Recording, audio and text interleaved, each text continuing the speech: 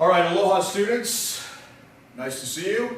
You have probably heard me say on a couple of occasions that of the 20th century presidents of the United States, there are two that really sort of stand above the others. There are lots of personalities and lots of interesting ones, but really two that sort of dominate the 20th century. One dominates the first half of the 20th century. It's this guy right here, Franklin D. Roosevelt. He is the only person in American history to win 4 elections. They actually changed the rule after that. So here we go. These are the years that he lives, from 1882 to 1945. All right, he is number 32. All right, to give you a little context, so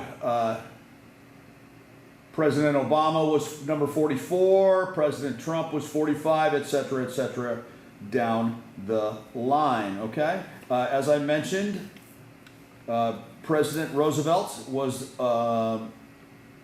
elected 4 times. He served for 12 total years. He dies during his 4th term, right at the beginning, really, of his 4th term. So that's why I'm sure you know that, oh, they thought they served 4 years, so what's going on? Yes, he dies in his 4th term. All right, so that's not why it's not 16 years. They do change the rule after that. The amendment will change. We associate Roosevelt with the Great Depression and World War II. He led the nation during those 2 very significant time periods of American history. Of course, I talked yesterday, last time, about the Great Depression. We've discussed World War II. We associate Roosevelt with something called the New Deal.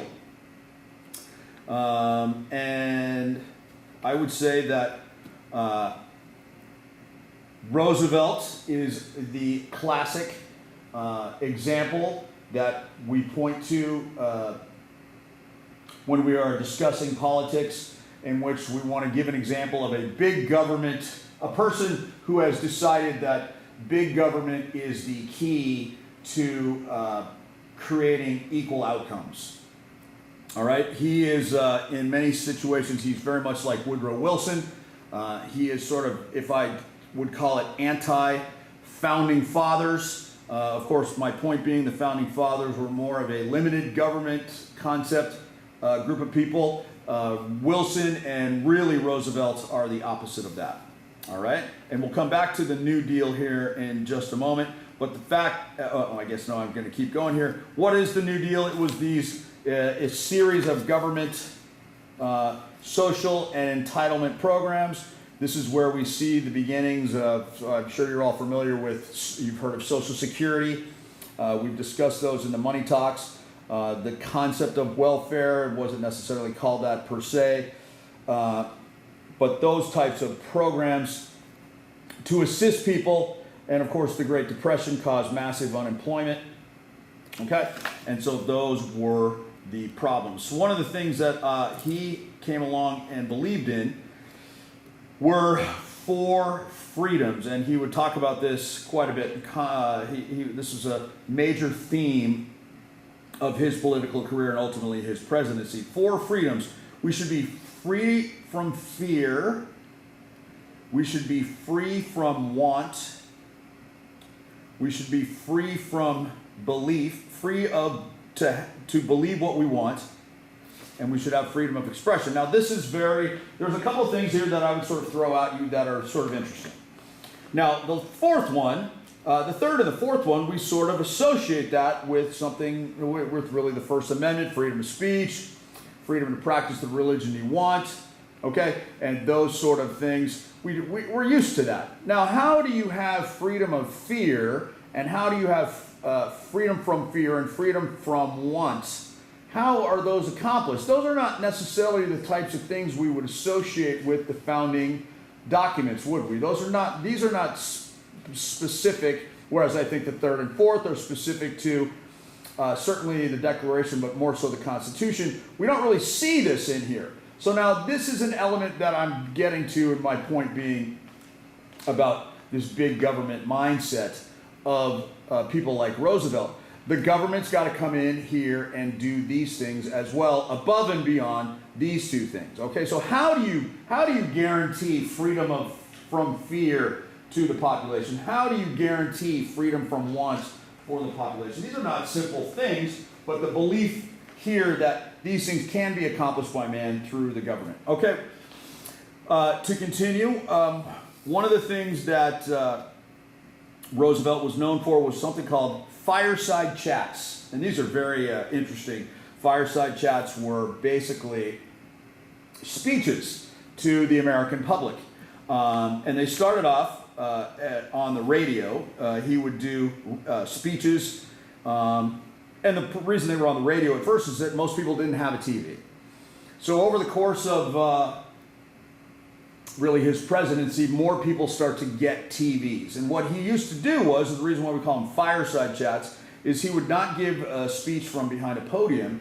He would give a speech from a chair. He would be sitting in a nice, what we would call sort of an easy chair, a comfortable chair. And he would always have a fire in the fireplace burning in the background, a fire burning in the fireplace in the background. Thus, fireside chats. So now what did this mean? This mean, this was the first president to sort of understand the concept and the use of media, certainly in the United States. First politician to really understand this on a massive scale. And I would sort of keep in mind, this is media and TV and film are becoming big at this particular moment. And so when he's sitting at his chair, there's FDR on TV sitting in his chair. What are people doing in their living room around the TV? They're sitting in their chairs. And it's kind of like the president is sitting in our living room with us, our family room with us. He's sitting there with us. It brings FDR into the common person's home. This made him very much, regardless of what you would probably say, you could make arguments about his policy. There's no doubt that the common individual, the common person, really looked at FDR as somebody that they could invite and bring into their home as a member of their own family virtually. That's why his death will be so significant. One of the most famous speeches he gave was, and I'll get to this line in a moment, and of course we'll bring this back up when we discuss the Pearl Harbor attack. He, of course, is the president when Pearl Harbor is attacked on December 7th, 1941. One of the most famous speeches of American history is his speech to Congress the next day on December 8th, asking for a declaration of war against the Japanese. Okay, so what is the importance? Okay, so the importance will probably be a little bit, theoretically, the importance is a little bit long. Yes, the importance is a little bit longer than the main text. Okay, so let's go back to this whole thing. The concept of being voted into office 4 times. This makes him super unique. This really sort of broke the unwritten rule that George Washington established. George Washington probably could have, George Washington, if he had so desired to run for president a 3rd time, he definitely would have been elected, but Washington did not choose to run again for a 3rd term. And so that was sort of an unwritten rule throughout American history. You just don't do that. Well, Roosevelt bucked that trend, and he ran a 3rd time, and obviously he ran a 4th time. And look, the Depression is raging, even at the end. Okay, look, this is very important. Even at the end of his first 8 years, the Depression is raging. At the end of his 3rd term, World War II is underway. So do we want to change leadership in those time periods? Those are the types of things he made the argument about. One of the very interesting things, and something that was sort of not very well known at the time, was that he suffered from the very debilitating disease called polio. And polio sort of baked... okay, my understanding is it's really sort of a neurological disease, and he lost the ability to use his legs. He could barely use his legs, let's put it that way. He was a wheelchair-bound person. Now, the media knew that he was wheelchair bound, but they didn't really film that or show that. They didn't take pictures of him like that. You can sort of notice it now that we know later on and we watch him giving speeches. He's always sitting down. You'll see in the Pearl Harbor speech about how you'll see him really gripping the podium. Okay? So, why? Well, I mean, the stigma of handicapped people, unfortunately at those times, was an element of weakness. So you don't want to show the leader of the country in a weakened state. That was basically the concept, something we would never contemplate doing now. Okay? We have discussed the big three who directed the war, World War II on the Allied side, the big three being Roosevelt, Churchill, and Stalin. I think we've seen pictures of that. I'll bring one up here in just a moment to let you make sure this is on the movie. But again, it's something I think you're well of. Okay, so here's his two most famous speech lines. He was an excellent speech giver. He was an excellent, he was very good at giving speeches, let's just say that. So in his very first inaugural address, the Great Depression was underway, and this is 1933, maybe you're familiar with this, he says, "We have nothing to fear but fear itself." And you can see this goes back to the Four Freedoms, this discussion. The Americans were very scared during the Great Depression time period. And he said, "We don't have anything to fear but fear itself. And the government's going to come in and help you. We are going to help you get through this. We are all going to get through this." The other one, of course, is 1941, when he said, very famously, "December 7th, 1941, a date which will live in infamy." So infamy means infamous. Something that is famous is usually associated with something that's good. Something that's infamous is something famous which is not good. A date which will live in infamy. Those are the two most famous lines of his. He dies while he's in office. He has just been reelected in November 1944, but he dies in 1945 in April. He was in Georgia. He was at the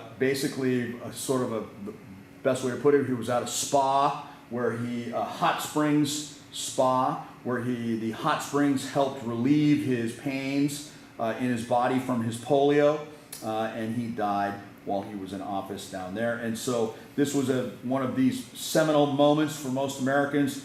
Where were you when you heard about FDR dying? Where were you when you heard about Kennedy being killed? Where were you when you heard about the space shuttle blowing up? Those are seminal moments. Where were you when you heard about 9/11?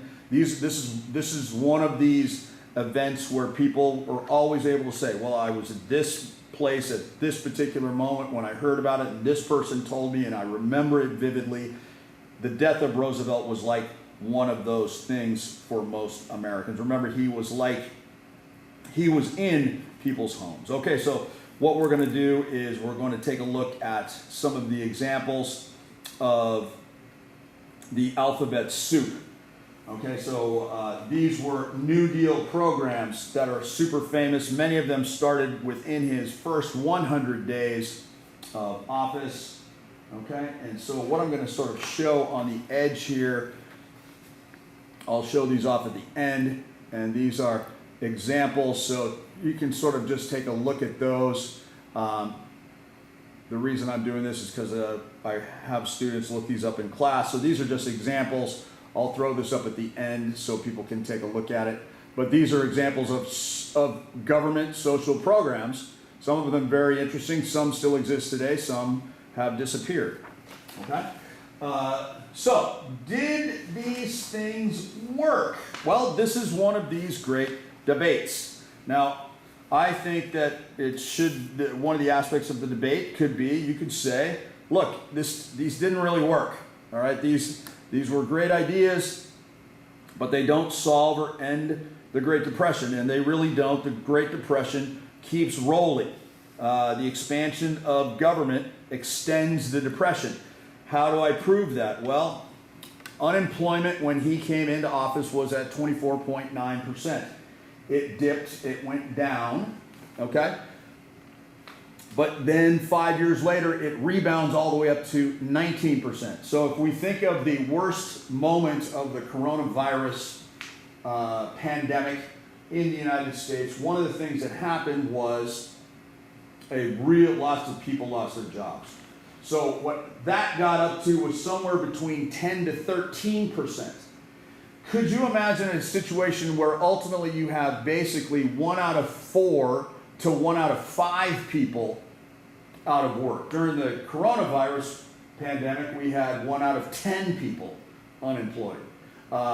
When the United States is nearly at full capacity and everybody who's working who can work, we're right about 4% unemployment. So you can see, my point being is that it went down, but then it came back up. Now you may say, why? All right, well, let's make 2 columns here, sort of briefly.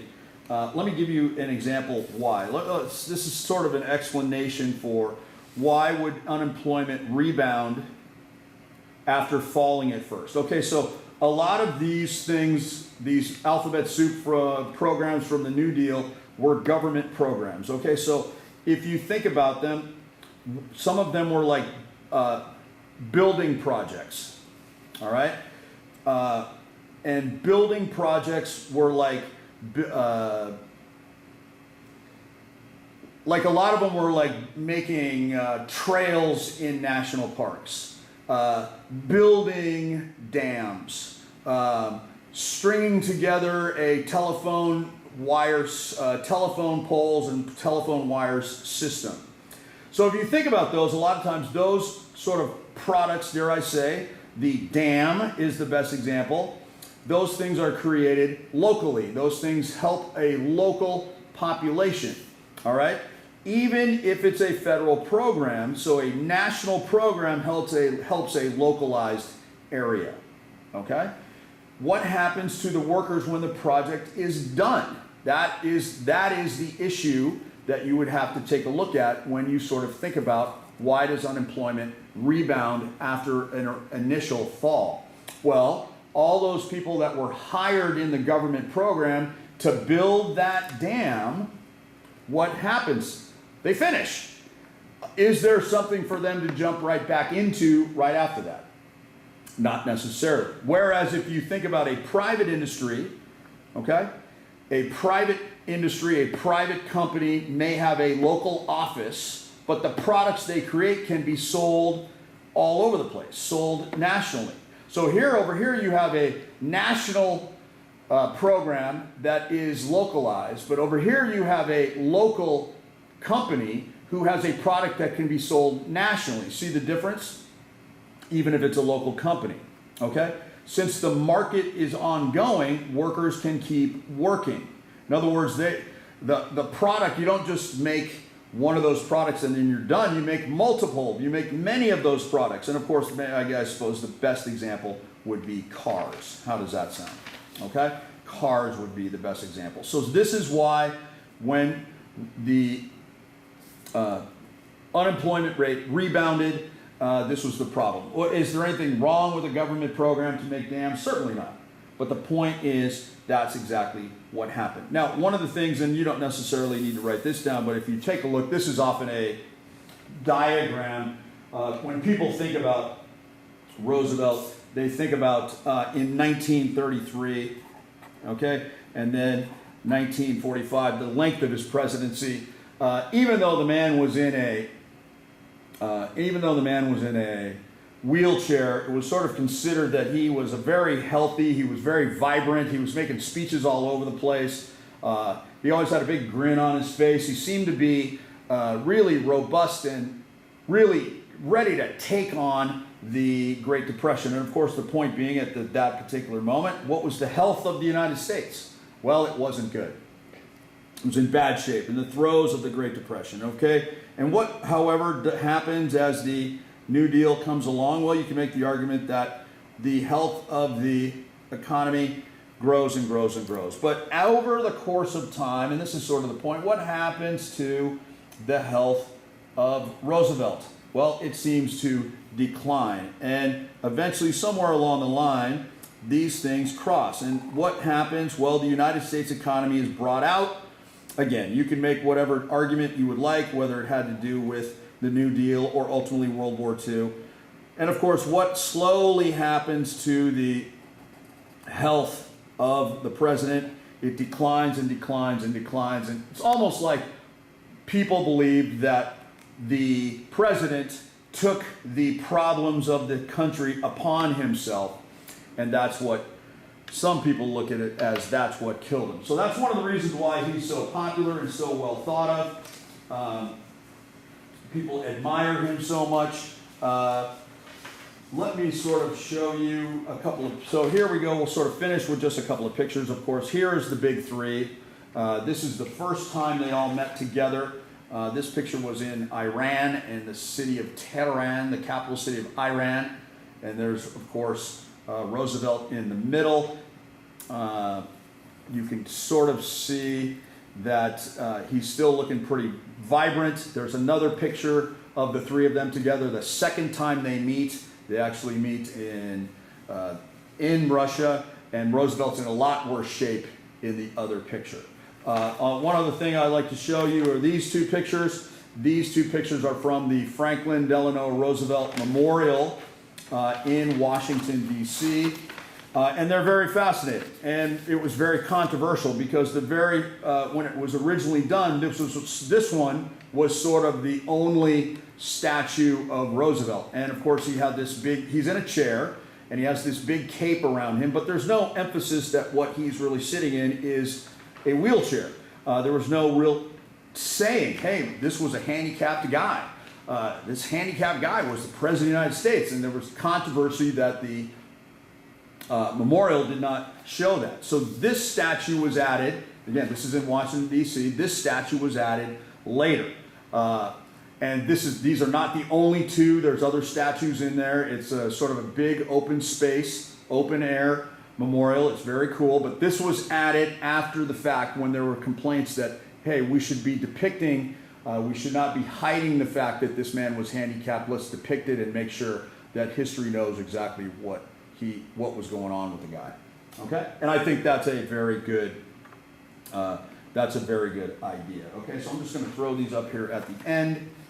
So we'll take a look at these. We're going to go through some of these together as we go through it, okay? Some still exist, some are no longer. All right, everybody, there you go. FDR.